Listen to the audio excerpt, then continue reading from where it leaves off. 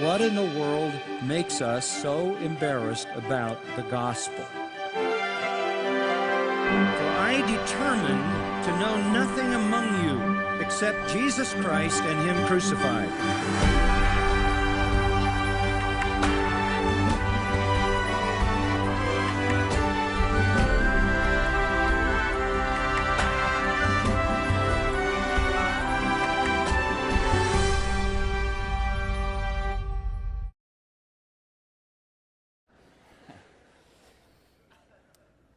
Bueno, en esta noche el enfoque de nuestro estudio en esta noche será otra teología histórica, otro panorama teológico histórico de un asunto crítico que tiene que ver de una manera maravillosa con esta conferencia entera, y el tema que se me ha pedido enfocar y explicar, y lo hago con gusto, es el compromiso puritano con la sola Escritura. Surgiendo de la Reforma en el siglo XVI, fue tocada una trompeta que levantó los corazones de todo el pueblo de Dios. Esa trompeta tocada fue un llamado a la sola Escritura, la cual es una frase latina para referirse a las Escrituras únicamente. Realmente fue el fundamento de las otras cuatro solas: sola gratia, sola fide, solus Christus y soli Deo gloria. Y estas cinco encajan realmente como una afirmación, declaración de la verdad del Evangelio verdadero Salvador de Jesucristo. Piensa en ello de esta manera. Piensa en un templo antiguo magnífico, y el cimiento sobre el cual todo descansa es sola Escritura.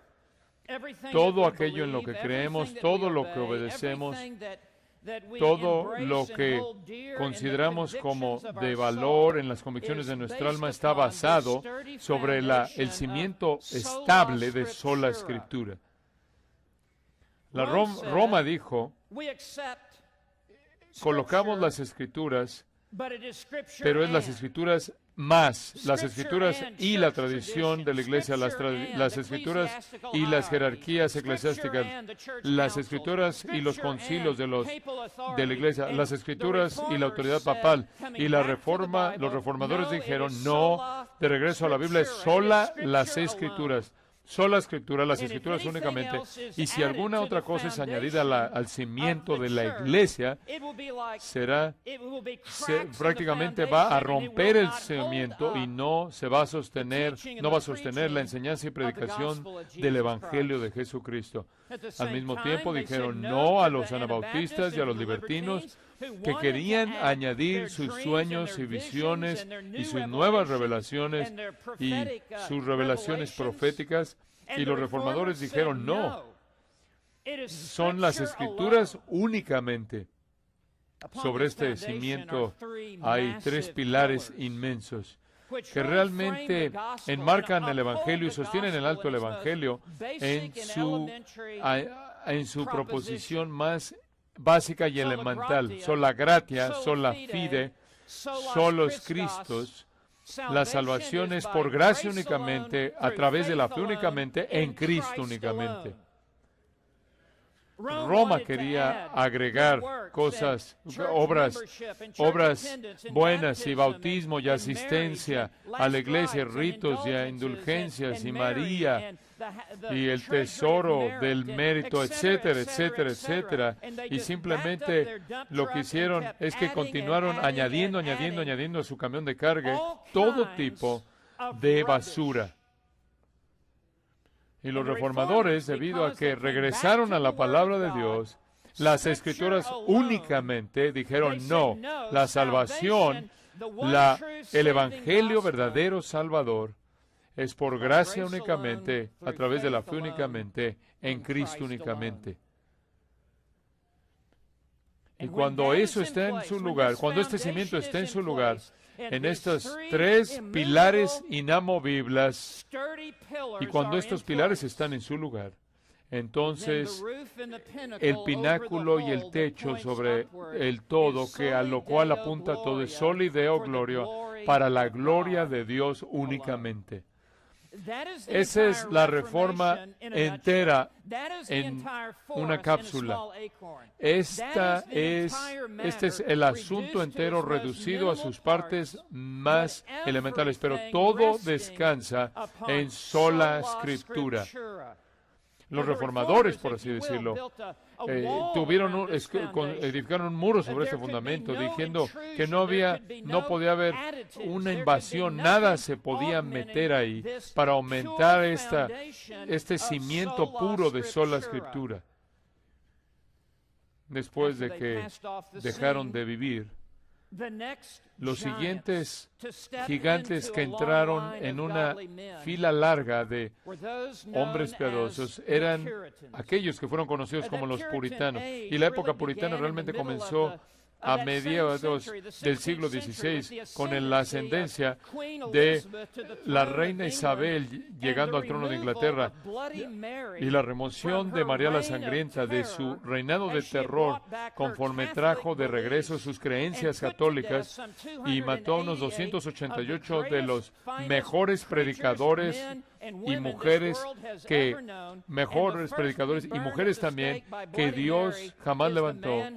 Y de hecho, siempre la tengo en mi Biblia de predicación, John Rogers, quien quemó en 1555, fue incinerado en la hoguera, en la estaca, por manos de María la Sangrienta. Y después del reinado de María, se volvió un nuevo reinado con Elizabeth en el trono, y entró un nuevo movimiento conocido como el movimiento puritano, que buscaba purificar dentro de la Iglesia de Inglaterra y traer a la Iglesia de regreso la pureza de sola Escritura, sola gratia, sola fide, solus Christus y soli Deo gloria. Fueron estos puritanos que fueron tan poderosamente usados por Dios. Pocos movimientos en la historia de la Iglesia jamás han estado tan centrados en la Biblia y tan orientados a la Biblia como lo fue el movimiento del puritano. Y esta noche quiero que consideremos su compromiso con sola Escritura. Y quiero hacerlos bajo tres encabezados. Quiero hacer de esto simple y quiero que vean hacia dónde nos dirigimos. Estos tres encabezados, con respecto a sola Escritura, fueron definidos por los estudiosos de Westminster. Número 2, fue diluido por los cuáqueros. Y número 3, fue defendido por Juan Owen, el Calvino de Inglaterra. Hacia ahí nos dirigimos. Y quiero comenzar en primer lugar ahora con sola Escritura, definida por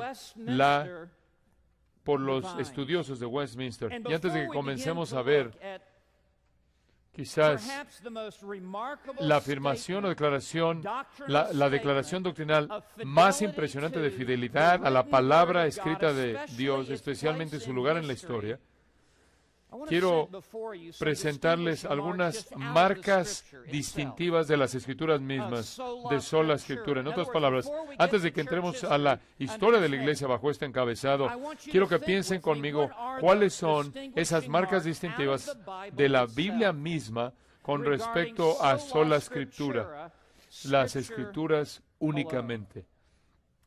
Tendrá que comenzar, en primer lugar, con la inspiración de las Escrituras. La Biblia dice de sí misma en 2 Timoteo 3:16, toda la Escritura es inspirada por Dios. Toda jota, toda tilde, todo capítulo, todo versículo, todo libro dentro del canon de las Escrituras ha sido exhalado por Dios, ha salido de la boca de Dios. No fueron los autores los que fueron inspirados, sino que fueron las Escrituras las que fueron inspiradas. Los autores fueron los instrumentos en la mano de Dios que registraron lo que Él quiso que ellos escribieran, usando sus propios temperamentos, sus propias personalidades y vocabulario, y usando su trasfondo y experiencia. No obstante, escribieron precisamente lo que Dios quiso que escribieran. Jesús dijo en Mateo 4, versículo 4, no solo de pan vivirá el hombre, sino de toda palabra que sale de la boca de Dios. toda palabra de las Escrituras sale de la boca de Dios. Es como si la revelación divina en la Biblia hubiera descendido de Dios arriba. Hebreos 4, versículo 12, leemos, porque la palabra de Dios es viva y eficaz.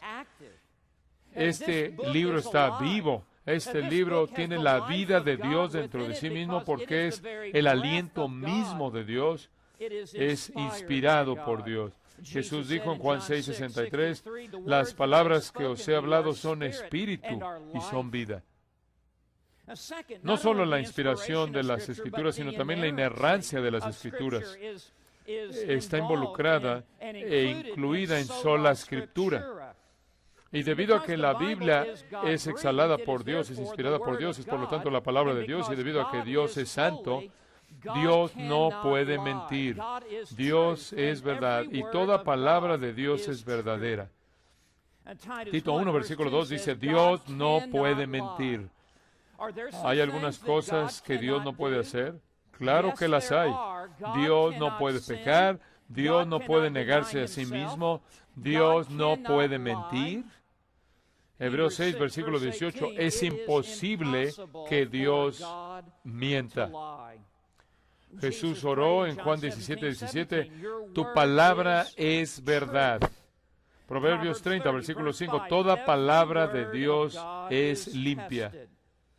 Entonces, sostenemos en alto con los puritanos, como lo veremos en tan solo un momento, la inerrancia misma de la palabra de Dios, que Dios se ha hallado veraz y todo hombre mentiroso.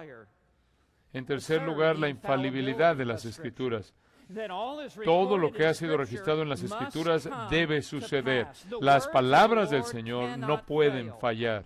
Isaías 40, versículo 8, sécase la hierba y marchítase la flor, pero la palabra de el Señor permanece para siempre. Jesús dijo en Mateo 5, versículo 18, porque hasta que el cielo y la tierra pasen, ni una jota ni una tilde pasará de la ley hasta que todo se haya cumplido. Jesús diría que las Escrituras no pueden ser quebrantadas. Juan 10, versículo 35. Y después, en cuarto lugar, la autoridad de las Escrituras, que debido a que la palabra de Dios es inspirada, es infalible, es inerrante, viene con la autoridad de Dios mismo. Cuando la Biblia habla, Dios habla. Y cuando Dios habla, Él habla con autoridad soberana en su palabra. Salmo 19, versículo 7, ya ha sido leído esta noche. La ley de Jehová es perfecta. No son las sugerencias del Señor, no son las opciones del Señor, no son las consideraciones del Señor. Es la ley de Jehová y es algo que tiene autoridad sobre la conciencia y vida de todo hombre. Salmo 19, versículo 8. El mandamiento de Jehová es puro. Es el mandamiento de Dios mismo para todo hombre y toda mujer. Eso es la razón por la que Pablo dijo en 1 Tesalonicenses 4, 15, porque esto os decimos a vosotros por la palabra del Señor. En quinto lugar, su perspicuidad. Sola Escritura significa que la palabra de Dios es clara, es comprensible, es una revelación lúcida. Mateo 22, versículo 31, Jesús le dijo a los fariseos, pero acerca de la resurrección de los muertos, ¿no habéis leído? ¿Tienen dos ojos? ¿Tienen dos células cerebrales que están conectadas entre sus oídos? ¿Que no pueden procesar la información? La revelación clara en la palabra de Dios. En Mateo 19, versículo 4, Jesús respondió y dijo, ¿no habéis leído que el que los creó desde el principio, varón y hembra los creó? Dios ha hablado de una manera tan clara en su palabra que ningún hombre puede usar como excusa, no entendí lo que Dios dijo. Dios no ha tartamudeado en su palabra. Dios ha hablado con precisión y claridad y es un mensaje comprensible. Pero necesitamos la iluminación del Espíritu Santo, sí. Pero cualquier falla en comprensión de la Biblia no es culpa de la Biblia, sino culpa del hombre. Pero lo que Dios ha dicho, lo ha dicho con claridad abundante en su palabra. ¿Y qué diferencia fue esto con Roma? Roma dijo, el hombre en la banca, la mujer en la banca, no puede entender la Biblia. Esa es la razón por la cual no vamos a traducirla en su idioma. Esa es la razón por la cual la predicación va a ser en latín. Esa es la razón por la que les vamos a decir qué creer, porque son incapaces de entender la Biblia. Y los puritanos y los reformadores dijeron, no, el granjero en el campo va a conocer más la Biblia que el Papa en Roma, para que la palabra de Dios es marcada por la perspicuidad, es clara en asuntos que tienen que ver con la salvación y la vida piadosa.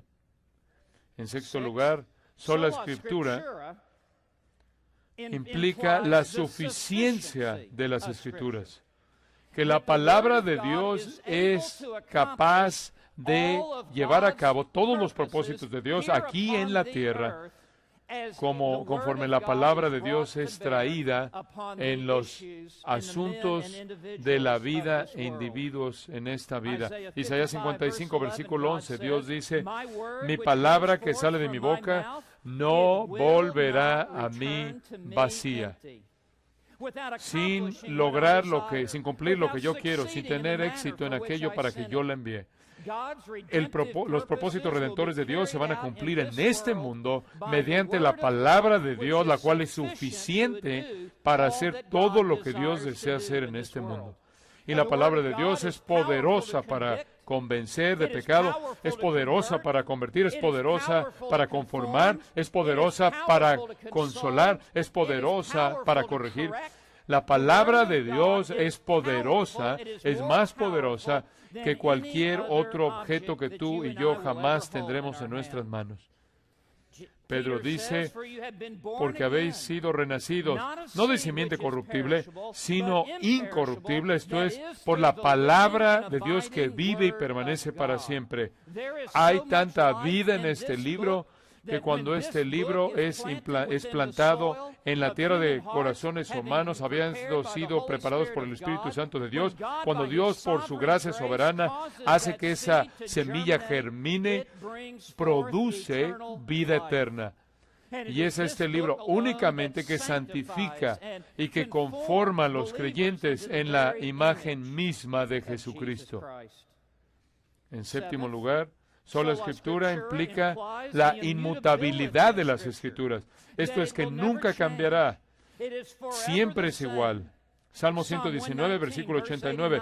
Por siempre, oh Jehová, tu palabra está establecida en los cielos. Salmo 119, versículo 160. Cada una de tus ordenanzas justas es eterna. Escucha, lo que es correcto siempre será correcto, lo que está mal siempre estará mal.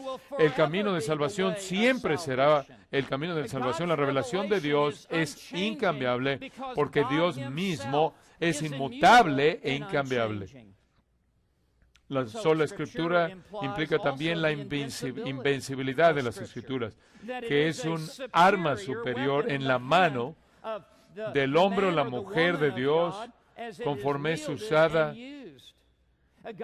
Dios dice en Jeremías 23, 29, no es mi palabra como fuego, declara Jehová, y como martillo que quebranta la piedra. Hebreos 4, versículo 12 dice, porque la palabra de Dios es viva y eficaz y más cortante que toda espada de dos filos.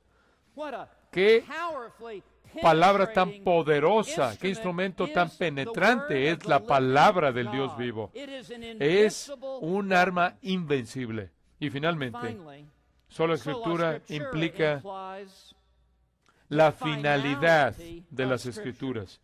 Esto es que no hay nueva revelación que debe ser dada al hombre después del cierre del canon de las Escrituras, que tenemos una fe que ha sido una vez dada a los santos, de acuerdo con Judas 3, Apocalipsis 22, 18, yo testifico a todo que oye las palabras de la profecía de este libro.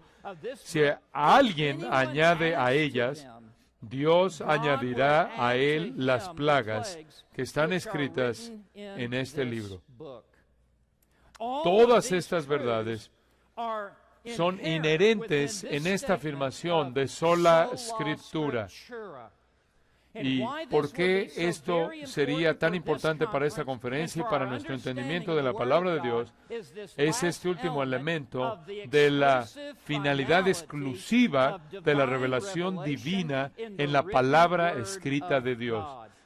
Dios ha traído la consumación de su mensaje a nosotros en la revelación especial santificadora en la verdad de su palabra escrita. Conforme los puritanos se reunieron en 1643, llamados por el Parlamento inglés, se les mandó que escribieran una declaración doctrinal que gobernara la tierra, y en 1646 completaron su bosquejo y la ratificación de la Confesión de Fe de Westminster. Hubieron 121 estudiosos y teólogos, pastores y maestros, junto con otros 30 laicos clave. Se reunieron a lo largo de 1100 sesiones. Y conforme escribieron la declaración doctrinal de Westminster, el catecismo corto y el largo, comenzaron su confesión de Westminster con el capítulo 1. El capítulo 1 está titulado de las Sagradas Escrituras, y en su declaración doctrinal escribieron muchos años atrás, inclusive refinaron aún más lo que había sido escrito 100 años antes por los reformadores. Conforme nuevos desafíos fueron enfrentados por la iglesia en ese entonces, necesitaban ser más explícitos, necesitaban ser más definidos en lo que ellos creyeron acerca de las Escrituras. Y es una declaración doctrinal en su primer capítulo que se ha mantenido en alto a lo largo del tiempo, y prácticamente es una declaración de todo lo que la Biblia enseña acerca de sí misma. Y quiero que caminemos a lo largo de algunos de estas declaraciones para que vean cómo lo comprometidos que estaban los puritanos con sola Escritura. Y van a haber algunas declaraciones, algunas oraciones que se van a proyectar aquí en la pantalla arriba de mi cabeza, y los he resumido, los he seleccionado para que sean comprensibles y fácil de leer, y como fueron originalmente leídos y los tenemos en la actualidad. Hay una mayor amplitud y profundidad en estos párrafos, pero para ayudar en nuestra comunicación quiero que vean y entiendan lo que las mentes más grandes puritanas destilaron en una declaración de sola Escritura. Y lo que quiero que observen es que en el capítulo 1, sección 1, comenzaron con la declaración acerca del cese de cualquier revelación nueva, y estaban determinados por afirmar que creerían únicamente en la Biblia. Entonces noten, si son tan amables, en la primera sección del capítulo 1, consideraron necesario para la preservación y propagación de la verdad que hiciera de las Escrituras, esto es, dijeron aquí, en otras palabras, tiene que ser escrito para que el mensaje sea preservado, para que el mensaje sea propagado por todos lados, con una uniformidad de declaración, y para ello Dios determinó registrar la Biblia y la expresó de manera escrita. Y como dice al final de esta primera sección, dice, esas maneras anteriores en las que Dios reveló su voluntad a su pueblo, ahora, noten las últimas dos palabras, ahora cesó. Esto está al principio de la confesión Westminster de fe. Y no hay lugar alguno para dar margen a esto. Estos eruditos puritanos, esta generación más grande de creyentes que se han congregado en el Reino Unido, ellos comenzaron con esta afirmación de cesacionismo. Sección 2. Hablan de la inspiración y la autoridad de las Escrituras. Y en el número 2, todas las Sagradas Escrituras, las cuales son dadas por inspiración de Dios. Ahora, dice, no Dios y hombres, sino, no inspiración de hombres, sino inspiración de Dios. Sería 100% la palabra no adulterada, incambiable de la mente y voluntad de Dios revelada al hombre. Y después concluye, para que sea la regla, la norma de fe y vida. Noten, por favor, esa palabra norma, que tiene la autoridad sobre nuestras vidas para gobernarnos, para dictar a lo cual nos sometemos con gusto. En la tercera sección, tuvieron el cuidado de declarar que el apócrifo, los libros apócrifos, no están incluidos en el canon de las Escrituras. Los libros comúnmente llamados como apócrifos no son parte del canon de las Escrituras. Confinaron esta inspiración, reconocieron que está contenida dentro de los 66 libros de la Biblia, 39 en el Antiguo, 27 en el Nuevo. La cuarta sección dice, la autoridad de las Sagradas Escrituras debería ser creída y obedecida. De nuevo, es una declaración de la autoridad de la palabra de Dios y su poder gobernante por encima de las vidas de hombres y mujeres. En la sexta sección leemos de su suficiencia. Todo el consejo de Dios con respecto a todas las cosas que son necesarias. ¿Escucharon eso? Todas las cosas que son necesarias para su propia gloria, la salvación del hombre, fe y vida, están en las Escrituras. No hay necesidad de buscar en ningún otro lugar. No hay necesidad para que nada más se le agregue. No hay necesidad que ningún otro apéndice suplemente la revelación divina en la palabra escrita de Dios. Afirmaron las Escrituras que ya les leí, que todas las cosas necesarias para la salvación y la santificación, para la gloria de Dios, se encuentran en nuestras Biblias. Este es un punto muy importante. Y al final de esta presentación, John Owen va a ser el que va a entrar para responder prácticamente lo que van a decir los cuáqueros y va prácticamente a presentar su defensa sobre la perfección y suficiencia de la palabra de Dios. Y va a decir, adiós, aléjense, quiten sus nuevas revelaciones y visiones y sueños. Tenemos la palabra de Dios escrita que es toda suficiente. En esta sexta sección también encontramos otra declaración cesacionista. Dice, nada. ¿Entienden lo que quiere decir nada? Nada en ningún momento. ¿Entienden lo que quiere decir en ningún momento?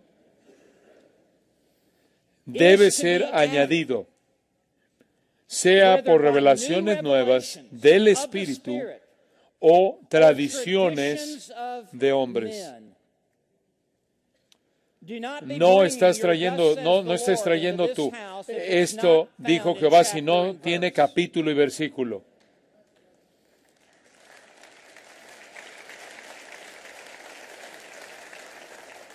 Y sé que ese es un reflejo de su propio corazón y su compromiso con la palabra escrita de Dios. Número 7 y 9 tienen que ver con la perspicuidad de las Escrituras, lo claro que es este libro. Observen el versículo, observen el número 7, escuchen el número 7.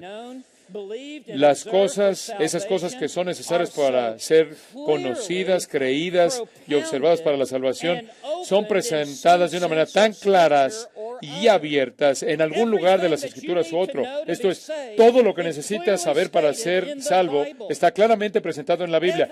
Todo lo que necesitas saber para seguir la voluntad de Dios. Está declarado de manera clara en este libro todo lo que necesitas saber para vivir de tal manera que traigas honra y gloria a Dios. Se declara de una manera clara en este libro. Escucha, este libro no es difícil de entender, simplemente es difícil de aceptar.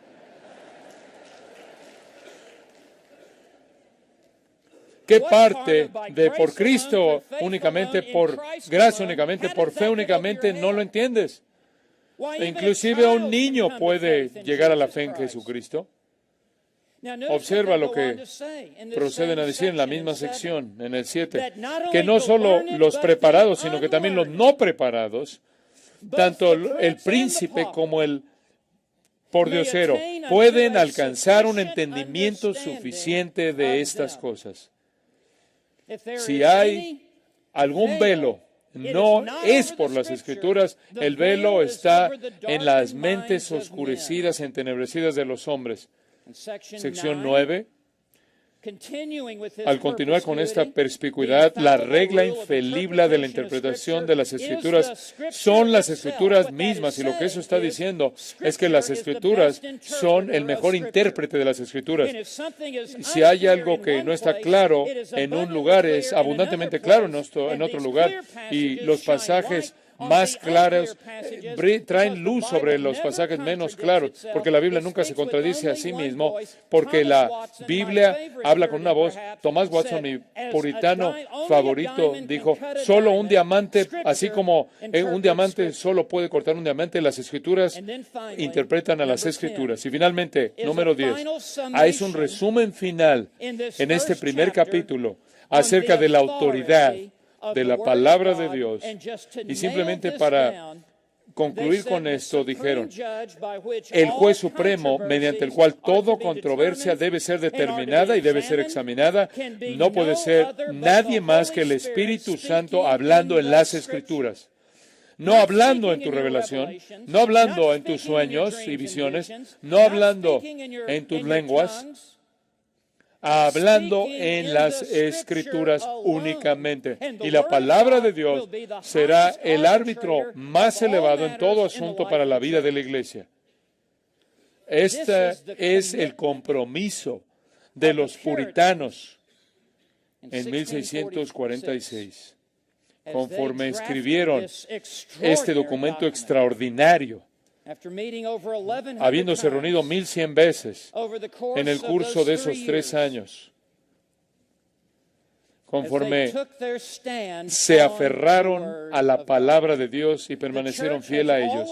La Iglesia siempre es fuerte, está en su mayor fuerza cuando se aferra a la palabra de Dios de esta manera. La Iglesia está en su mejor condición en toda época de la historia de la Iglesia, cuando la Iglesia se aferra sola a la Escritura, y cuando la Iglesia se desvía un paso de sola Escritura, coloca su pie en la pendiente descendiente, y es cuestión de tiempo para que termine descendiendo al liberalismo y ecumenismo hasta que llegue al gnosticismo, terminando en el ateísmo. La posición más elevada es sola Escritura. Esa es la plataforma más Escritura. Toda denominación que se desvía y todo seminario que se desvía en este punto. Toda iglesia que se desvía en este punto. Toda denominación, todo seminario y toda iglesia que es fuerte en la gracia de Dios, es fuerte en estar anclada en sola Escritura. No es negociable. No solo somos dogmáticos en esto, somos dogmáticos como un bulldog.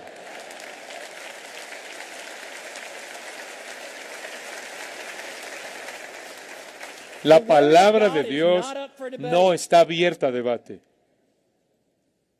Ahora, en segundo lugar, no solo definida por los estudiosos de Westminster, sino que en segundo lugar quiero que observen tristemente, diluida por los cuáqueros.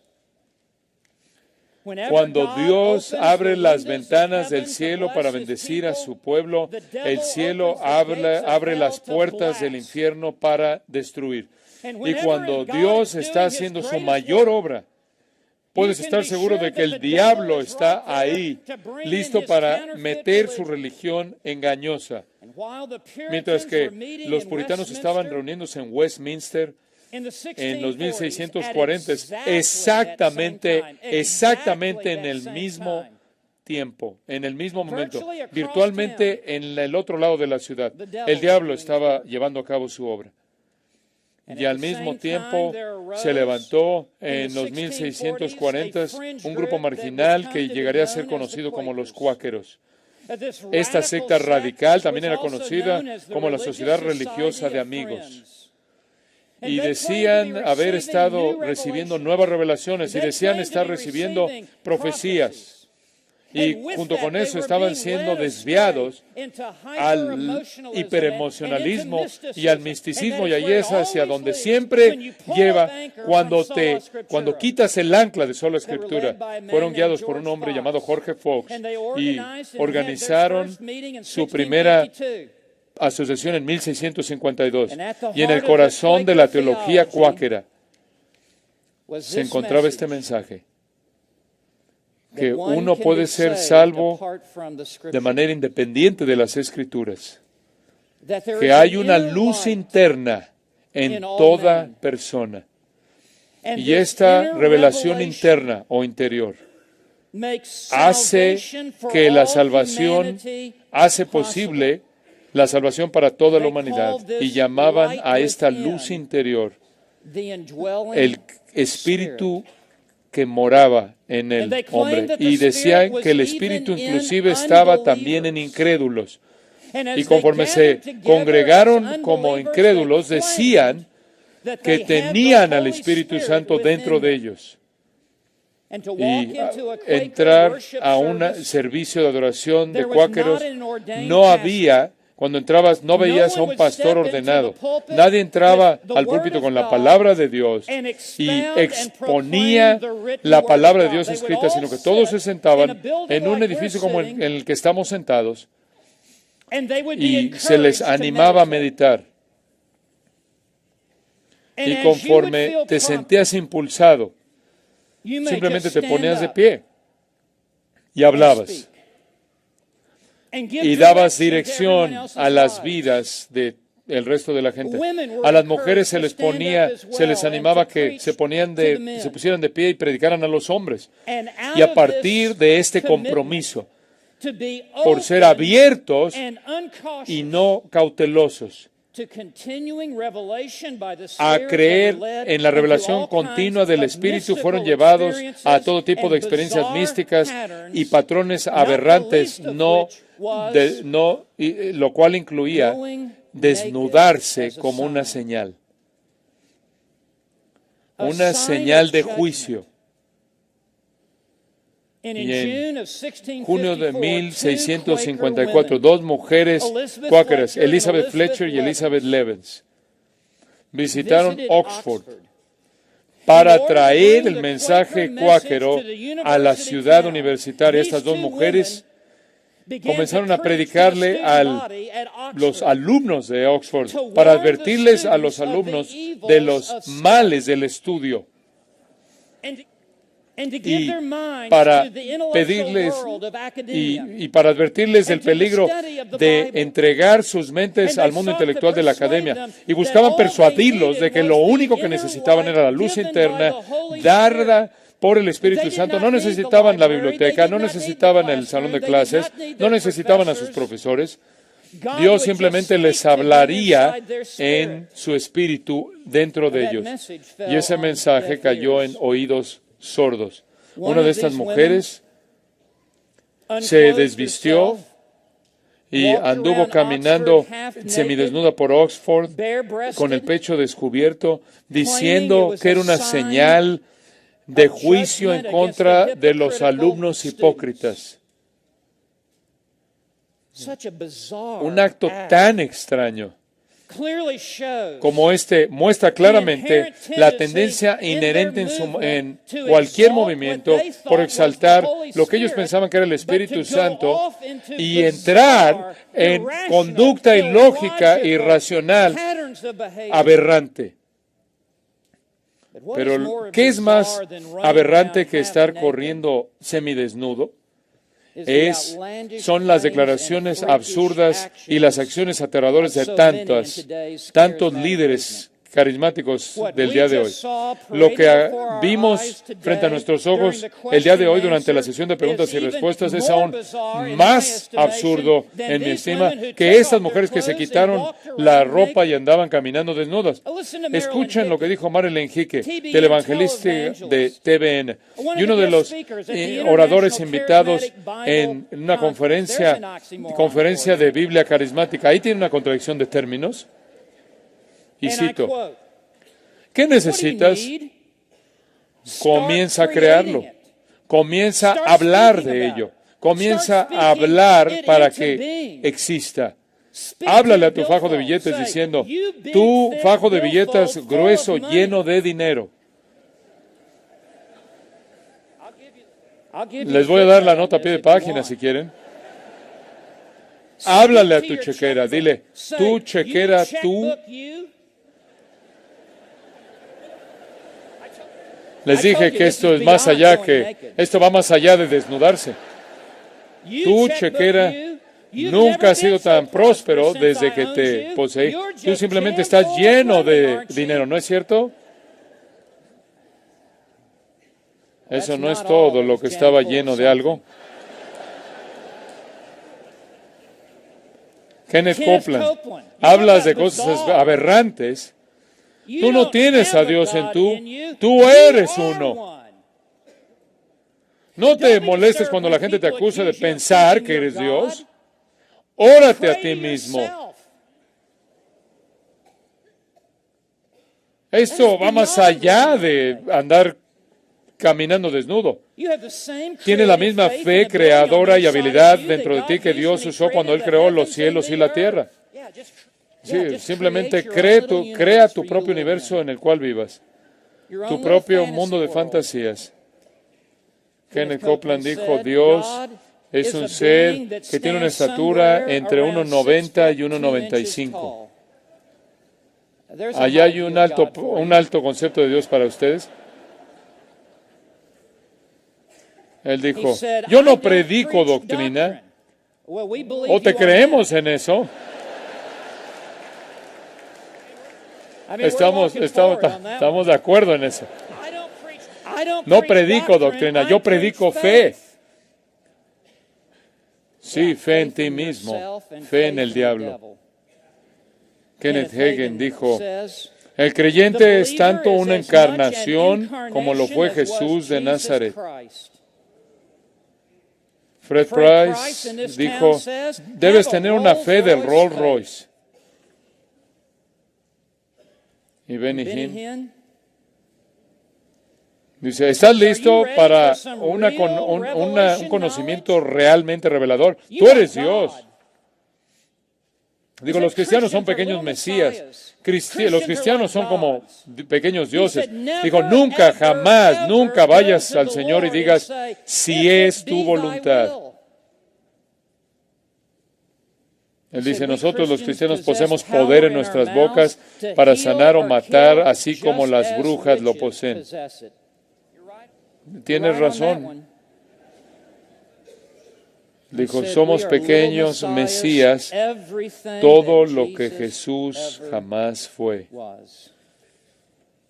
Les estoy diciendo, tomas un paso lejos de sola Escritura. Te alejas un paso de sola Escritura y has colocado tu pie en una cáscara de plátano teológica, estás en una pendiente resbalosa, es inevitable que te estás dirigiendo hacia abajo y más abajo hasta que choques en el fondo. En esto consistía este movimiento cuáquero y hay una razón por la que le llamaban cuáquero. Porque en sus servicios estaban sacudiéndose y se entregaban a sacudir. De hecho, al venir a las colonias, en algunos lugares, de hecho, se les llamaban los sacudidores. Esto me lleva al número 3. Sola Escritura defendida por Juan Owen.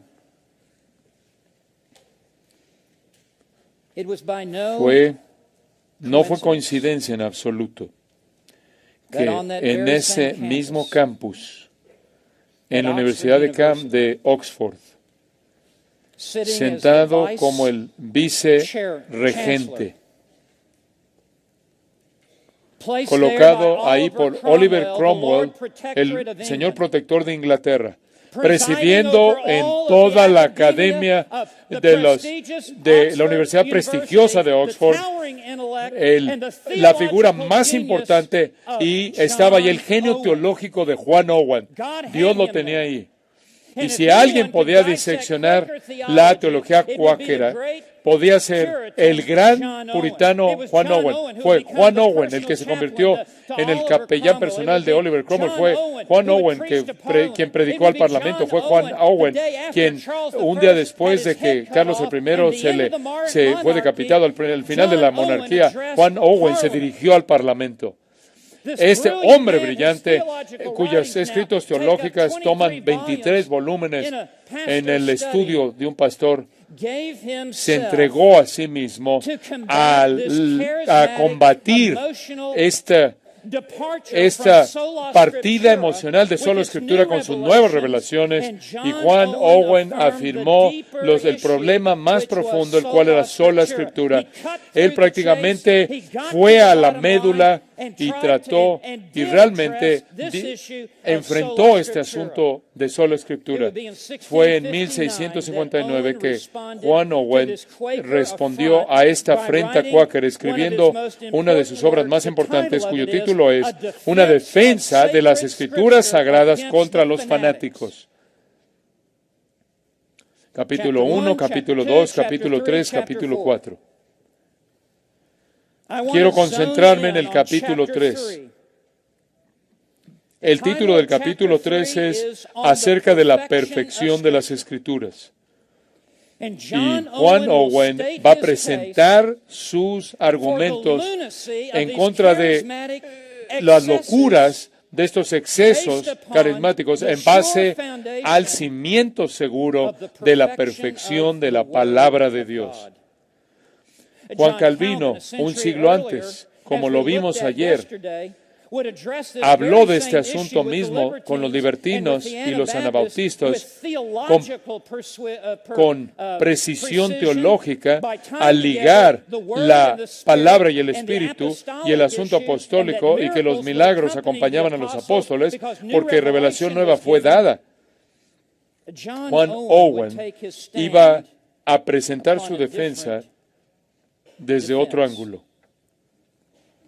Él escogió defender su posición en base a la perfección de la palabra escrita de Dios, como lo es presentada desde Génesis a Apocalipsis, que tiene todo lo que la Iglesia y todo lo que cualquier creyente jamás necesitará para sus vidas espirituales. El tener revelación de Dios ya está en la Biblia, no hay nada que añadirse, es perfecta tal como está.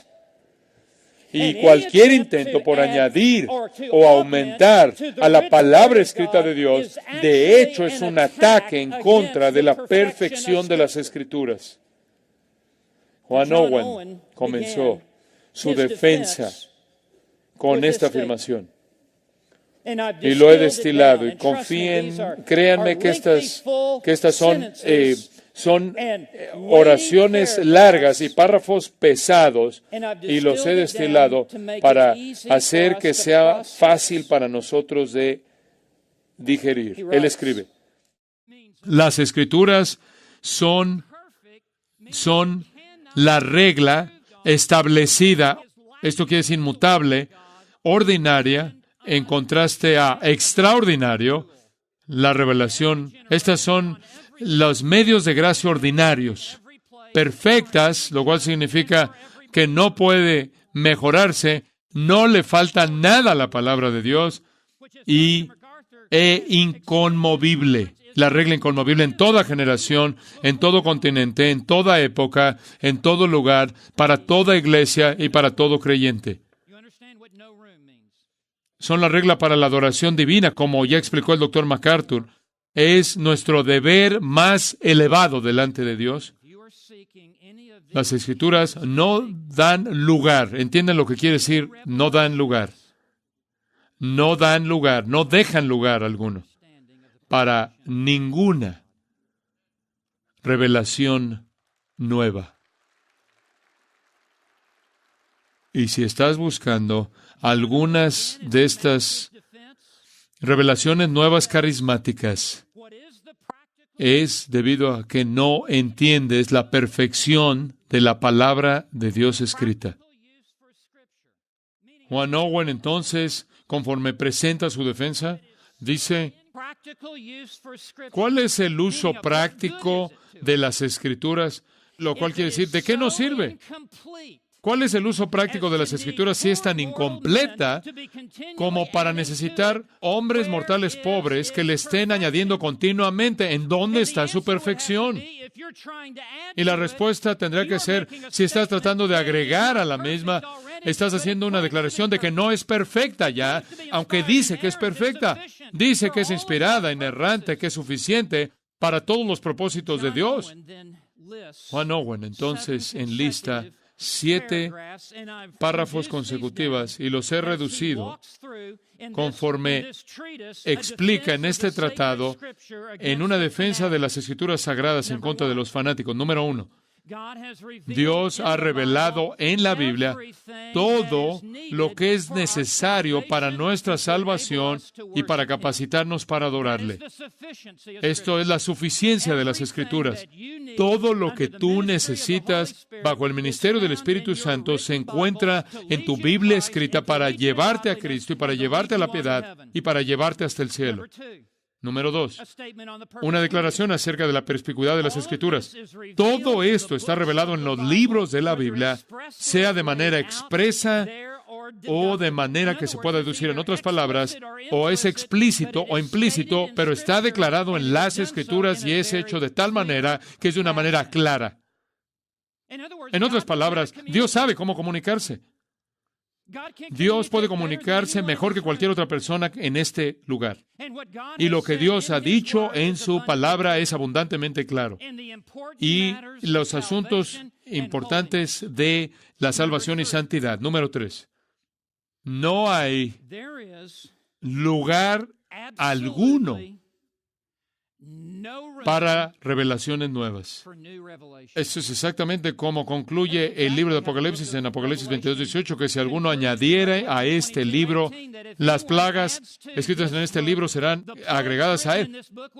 Esta es una advertencia terrible para cualquier persona que quiera añadir a la consumación de la palabra escrita de Dios. No hay absolutamente lugar para revelaciones nuevas para nuestra salvación y la adoración aceptable de Dios. Número 4.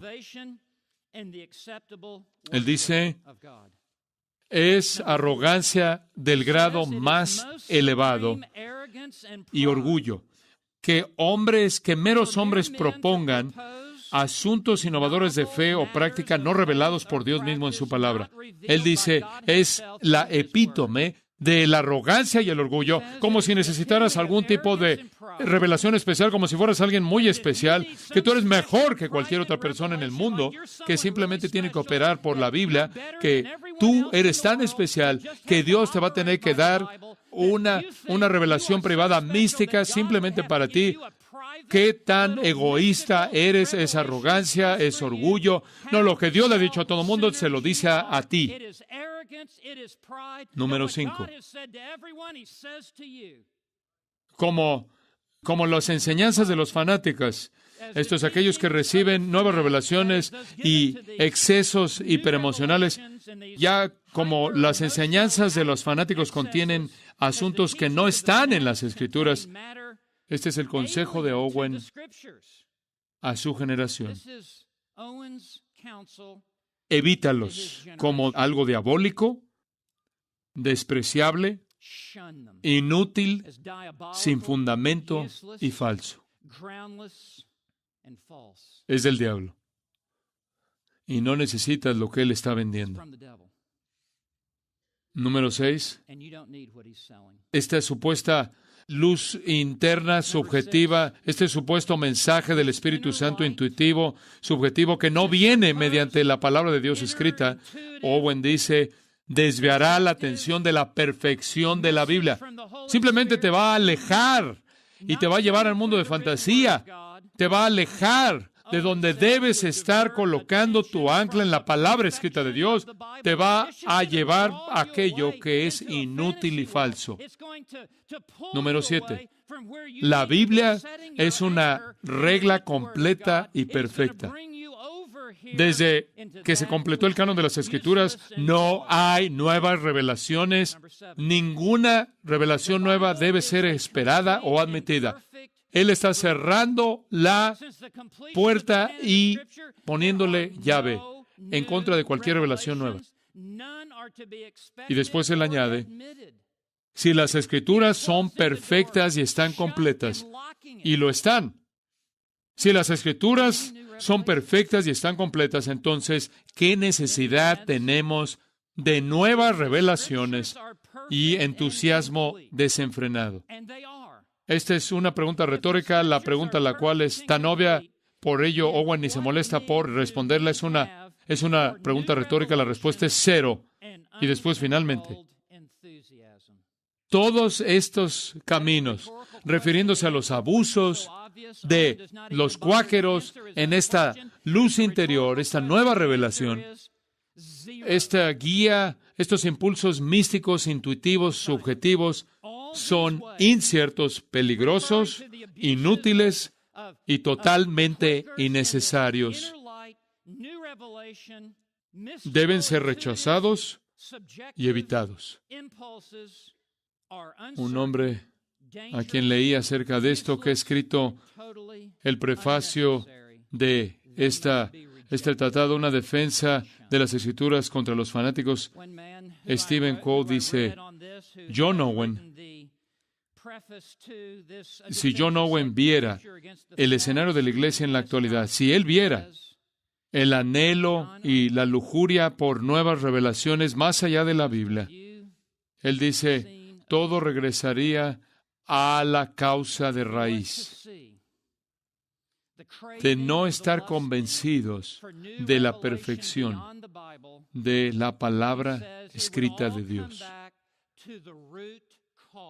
1662 es un día que vivirá en la infamia en la historia de la Iglesia. Fue en 1662, 2 años después de que Carlos II regresó para restaurar la monarquía en Inglaterra. Conforme los puritanos estaban tratando de purificar la Iglesia en Inglaterra y esparcir su influencia de sola Escritura a lo largo del Reino Unido, el Parlamento inglés presentó el acto de uniformidad, diciendo que todo predicador en la Iglesia de Inglaterra tenía que suscribirte para prescribir oraciones prescritas y maneras de adorar a Dios, y debes firmarlo, y debes someterte. Y la conciencia de los puritanos estaba ligada a sola Escritura. No podían violar su propia conciencia. Y en agosto 24 de 1662, una de las épocas más oscuras en toda la historia de la Iglesia, 2,000 puritanos, 2,000 predicadores puritanos fueron expulsados de sus púlpitos en lo que es llamado la gran expulsión.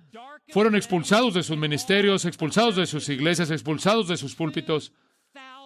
Y en 2 años después, el Parlamento presentó un decreto que prácticamente prohibió a estas Escrituras de predicar en hogares privados y en lugares públicos, y 1 año después presentaron un decreto y les prohibieron acercarse a 8 kilómetros de cualquier ciudad.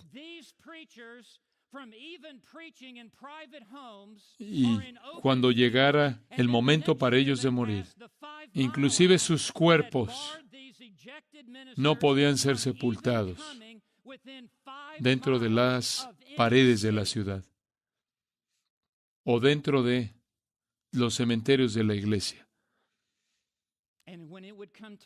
Cuando voy a Inglaterra, cuando voy a Londres, el primer lugar al que voy es a Smithfield, para ponerme de pie ahí donde ardió en la estaca John Rogers en manos de María la Sangrienta, y cerca de ahí donde los puritanos fueron sepultados, afuera de los límites de la ciudad. Fue una señal de rechazo, fue una señal de repudio. Ellos fueron considerados como Cristos crucificados afuera de la ciudad.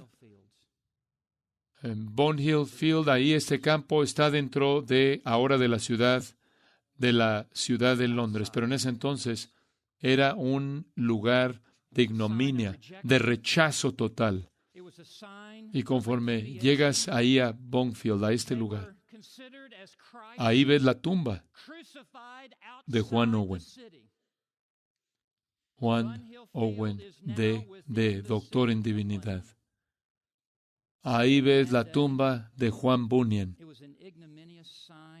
quien escribió ese clásico, El progreso del peregrino. Ahí ves la tumba de Isaac Watts. Oímos ese gran himno cantado en esta noche. Cuando veo la maravillosa cruz en la cual el príncipe de gloria murió, mi más grande ganancia cuento como pérdida. Ahí yace Thomas Goodwin, otros gigantes puritanos, muchos de los cuales no tienen ni siquiera lápida, solo fueron apilados uno sobre otro, sobre otro, sobre otro, conforme murieron en anonimidad.